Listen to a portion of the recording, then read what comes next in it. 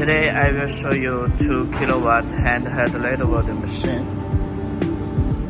and this is a handheld gun, and this is a wire feeder. This is a laser source with Regas brand, and this is a switch number with 2 kilowatt. Okay, right now we can go to see 5mm aluminum.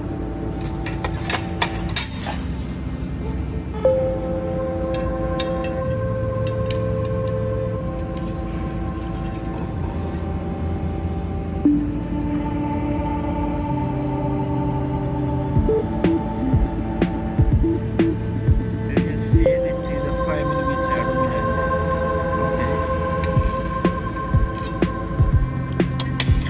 So due to two black sheet, two aluminum sheet, so we have to fix with the spot weld, fix two metal sheet like that. Okay, man, let me show you how to